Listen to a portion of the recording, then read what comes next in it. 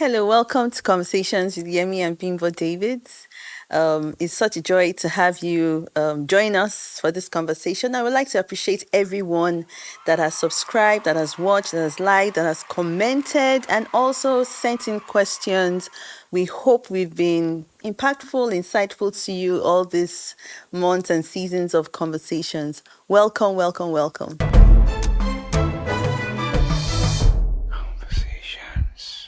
So, we're going to be talking about communication and how social media has impacted on our communications in different interactions, relationship, marital, and I'm sure even for work relationships and different interactions. Obviously, we all know that social media has come to stay and it's has impacted on us also positively on our businesses, ministry, personal lives, but also there's a huge impact on communication with couples, married, in even parents, children, and the like. So that's what we're about to talk about, and I'll be posing most of these questions on us as married couples and trusting that will also help people that are struggling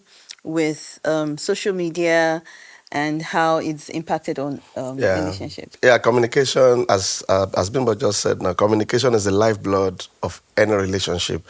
I think the problem is not just social media. I think it's the phone itself. We've had our own moments because the moment someone is talking to you and you're not looking at the person in the face and you are chatting, it creates a lot of problems. So I think it's a conversation that people need to have, especially couples. And then parenting too. I've had moments when one of our daughters will be asking me a question and I'm responding, and then she will just say, "Daddy, Yeah, you're on your phone. you're not listening. You're not listening, you know." Yeah. And I said, "Oh, okay, sorry, sorry, sorry." And I put the phone aside and attend to her. And I think, it's happening all over the places and people are not talking about it, but it's like a pandemic. And I think if we don't address it now, years to come, it will be a serious problem that maybe people getting married to their phones. We have marriage ceremonies where people will be getting married to their phones. It's kind of bad where someone, because communication expresses how you value someone. Okay, if your wife is talking to you or your husband, if that value is that this is my husband, that is regardless of who, I mean, this is a phone. Regardless of who I'm chatting with, or what I'm doing, if I place that value on my child or my husband or my wife, then I ought to be able to, Yeah. put the phone aside to show that I value this person. I think, and the same with our children. Well, nobody prepared for this. We always behave like we've not seen pictures before, especially with the advent of Twitter, Instagram, especially, so we are hooked, whether we like it or not. And the earlier we are kind of aware of that, Yeah. the more we can take, Yeah. some very important steps to help recover. I think where we are now is more of recovery because it has affected or is affecting relationships. I've had, of course, people come for counseling, and you would think it's just about certain areas, but now this is coming in on the chat box. The things we talk about. Please, Pastor, help me talk to him, to or talk to her, to be to spend little time, little time on the phone. I don't know. I think the first thing is, oh, like you said, like Pastor said, like my husband just said, um, is about awareness. Some of us are not aware about how much it has affected our lives. And I think it started from the post or the pandemic era and then post pandemic era. For some people, they do business on their phones, their work is on their phones. We all got used to working from home using our devices, iPads, phones especially. So then it became the norm, because it wasn't as much before the pandemic, and then pandemic happened and everybody realized that, oh, there's a world out there on my phone and it's not as stressful. Talking to someone personally, you can easily talk to somebody on the phone without emotions being involved. It's a bit more passive, I would say. So I guess that's where it started from. Knowing where it started from is also important. So we realize that it's not that using the phones or is bad in that sense, but we now look at the consequences, not just with relationships, not just the communication, even health wise. So it's even a good background to say, put down your phone at some point. Just let it go. Whether the world has always is there, Survived. has always survived. It will keep surviving when the phone is off, and it will continue moving when you're not on social media. So it's just an awareness that, look, this thing is affecting. It's a cycle, because sometimes it gets addictive, right? When you're, especially with social media, you have different things that are going on social media, different conversations, different trends that seem exciting. And it's like I said earlier, it seems easier than having a conversation with somebody. Then it becomes stressful. There's passion in it, and everybody just gets, what, let me just face my phone in that sense. Yeah. But then, when we see that, okay, these are the consequences. The world will go on with or without your phone or your device. Just take that time, just understanding that, like he said, the value. If I value my husband, I should be able to let this thing go and spend quality time, because it's about quality, spending quality time. The reason why I think one-on-one conversations are important is because you look into my eyes, you see the Expressions. emotions that I'm exuding and expressing. It just helps with the bond. Even when you have to resolve, you can see that this thing is passionate. This person is passionate about this.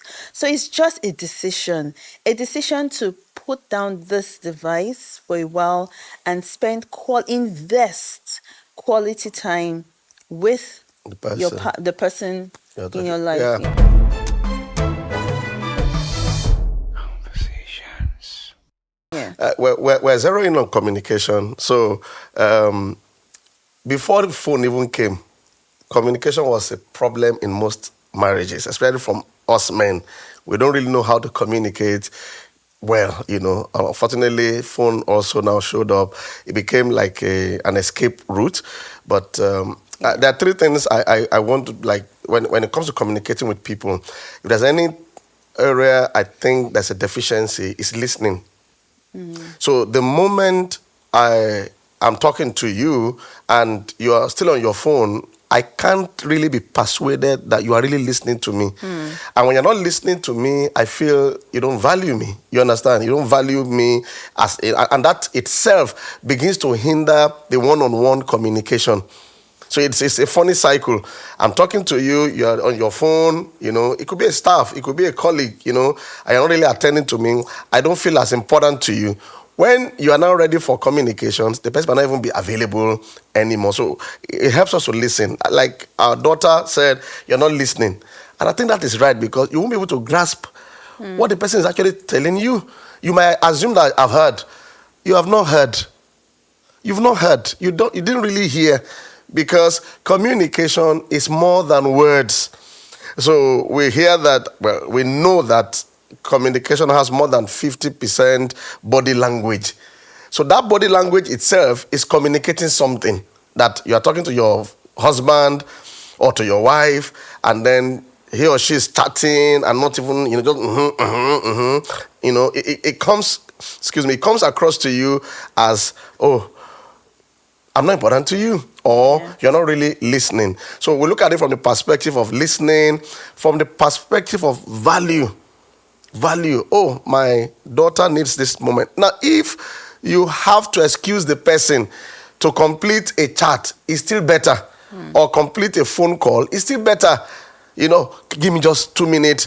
I want to do this. It shows the value you have for that interaction, and this would help any relationship, how much more marriage. I'm saying it again. Body language. When you interact with people, their body language speaks a lot to you.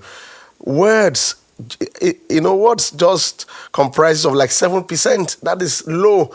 So don't think you're communicating only with words. Your attitude speaks a lot. Your body language speaks a lot. So beyond even the TV, TV, beyond the phones, even TV, or even work. Sometimes we make the mistake of bringing work home, and in a bit to conclude on the work, you don't attend to your kids or to your spouse. It's going to create a gap that sometimes is hard to fill when we really need to. I think conversations today is to help, number one, I think our conversations today is to help with that awareness that this is, believe me, it's a pandemic. I don't know how or whichever other word I can use it, because I've seen people just bend down like this sometimes on their phone for 2 hours. You wouldn't know, just be there talking. Who are you talking to? Sometimes I move to ask her time when she's on the phone. I'm always wondering, who is that person, that is that important? Of course, it's work and people. We deal with people all our lives, But there's that trigger, who is that person that is that important, So we need to be aware of that and begin to make some decisions on time. Because we can't allow devices to take people from us. I think it's foolishness. I think it's foolishness that you allowed a device that you can do without, that you can do with later, to take some very precious relationships from us, especially when it comes to the marital setting, husband, wife, or children. I think that Yeah, helps. so I've spoken and counseled a few people that I've had these conversations with, and we see situations where people would rather chat or deal with someone on their phone or through their phone than have a conversation because of the conflict that it triggers. Okay. So you find a situation where people are saying, "Ah, there's peace in my home, we don't fight, we don't think," and because there's a replacement, something has replaced that one-on-one One-on-one. conversation. So you find situations where even for spouses, they rather send messages to themselves with their phones than have a talk because of the conflict it generates. So I think it's also important that while we are talking about this, we also use this opportunity to tell couples especially that conversations may lead to more conflict than you would have maybe sending a chat or a message to your spouse on your phone, but it's something that we must develop an art of. We must ensure that we understand how, like, my husband said earlier about the art of listening. We need to develop that art of communicating, conversing, because ordinarily it's a human thing that when you feel, look, I don't want fights, I don't want No, to. but Yeah, I so think it's fine. I think it's fine if our wife or husband can send a message through the yeah, yeah. phone. Now, It's a what I'm beginning. even saying is that it then becomes a cycle where you are saying that, what, it's easier to do this than to have a one-on-one conversation. But it doesn't mean that it's healthy, because we're talking about healthy communication. Yeah. So yeah, you communicate. Yeah, you've passed your message across. Yeah, there were no passions involved. Yeah, there were no emotions involved. But it doesn't mean that you are closer. So we hear that research has said that the young generation are the most depressed than any other generation, even with technology, because they are not talking. I don't know if you saw that video that went around recently about a young boy that saved his colleagues, his fellow students in a bus, not in Nigeria, outside, I think America, because the bus driver had an emergency while he was driving. And the boy saved him, saved the bus, put the bus to stop, and told his friends to call 911. And when they searched, he was the only one without a device. Every Was other attending child to, was who had a focused device did not even know that something that was, something was going on. And then they asked the parents, and parents said, yeah, they're not surprised because he doesn't have a phone. that's fine. You know, That's so he was more aware of his of surroundings. So even with this, it just shows that um without a device, not that we can't use it, but it just makes us more aware of my husband's my feelings, my child's feelings. I can see what they're exuding, even though they're saying something, what they're showing, like you said, body language, because you are having a one-on-one conversation. conversation. Yeah, Yeah. I think, yeah, that starts up the conversation.